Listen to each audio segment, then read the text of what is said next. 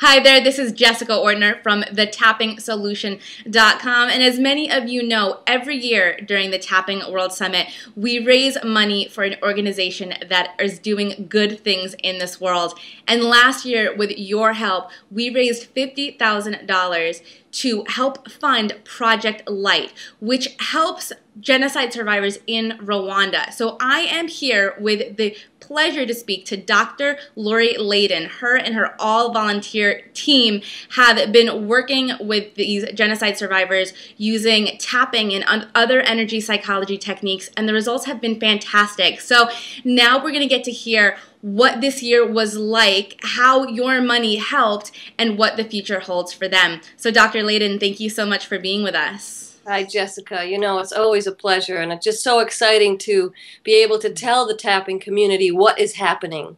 Absolutely. We were so excited last year when we raised this money, and I know you've done some great things. So before we actually talk about that, though, for those who weren't part of the fundraising efforts last year, can you tell us a little bit about your story and the work that you're doing in Rwanda?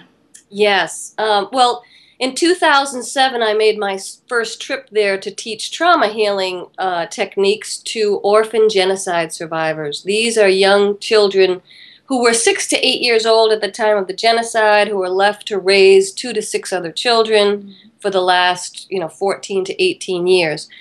I used tapping in really extreme circumstances, and the results were amazing.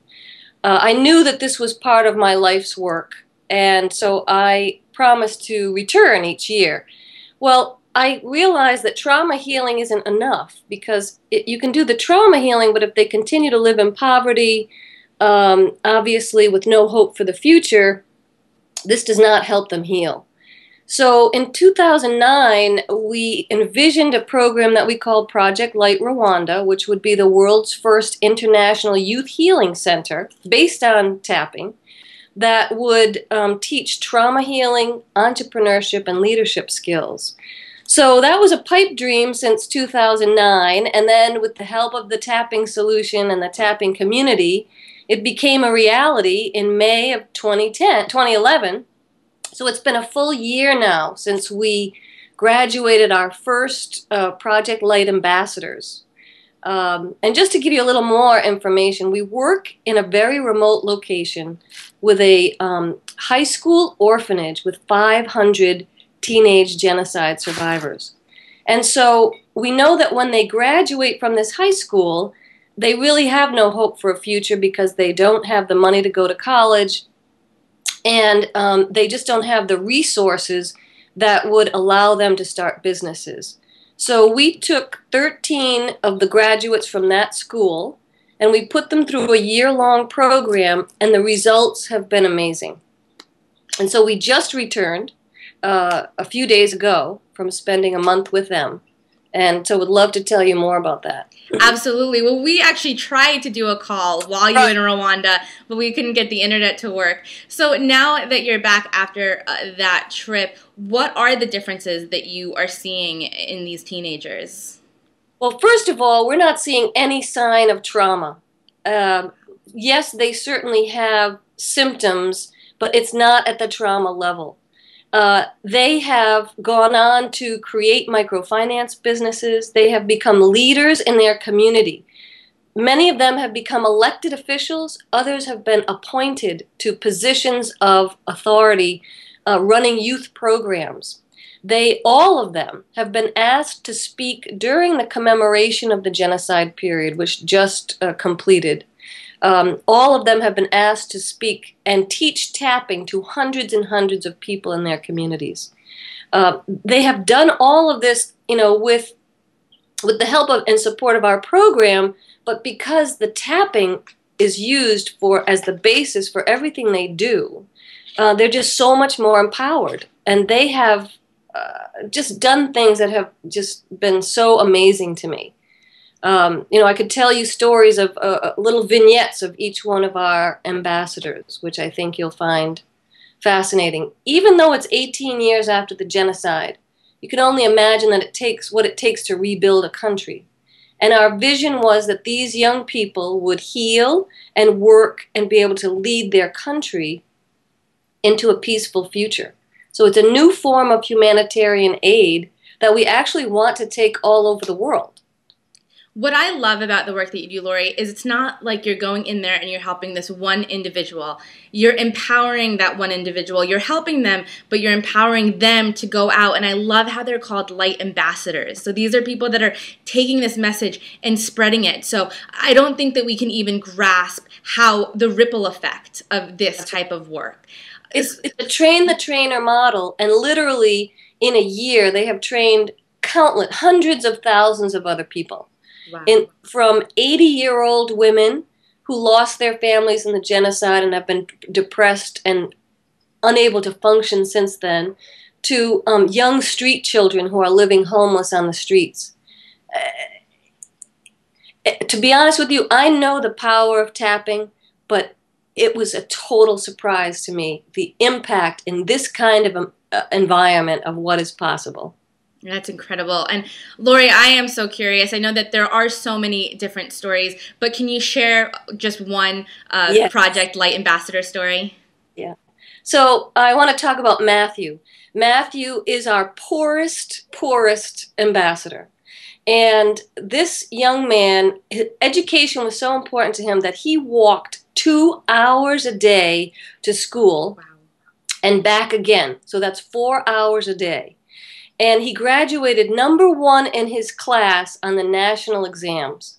But he had no hope to go to university and no hope for a future. So he became a Project Light Ambassador last May. He started several microfinance businesses. And in addition, he would go home at night and teach his siblings and the community tapping skills. Tapping for to do well in school, tapping because they were cold, tapping because they were hungry. Anyway, word of this tapping spread to the local district chief, who was the head counselor for all of his district, came to visit his home while he was teaching tapping to a number of people in the community. Now, this man is in charge of trauma healing for the entire district.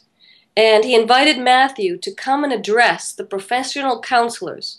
And during the genocide commemoration, he asked Matthew to give an inspirational speech to the community, in which he said that if all of his counselors were as wise and skillful as Matthew in these techniques, that there would be no problem in the country.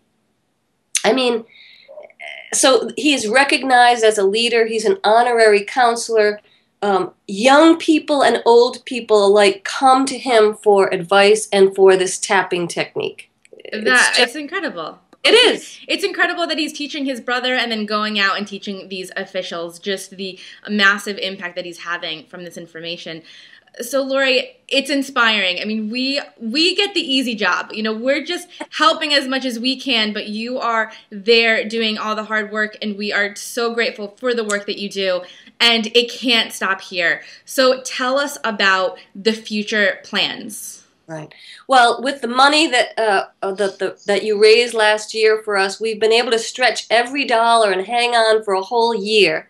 Unfortunately, we have to stop the program at the end of June if we don't get more funding.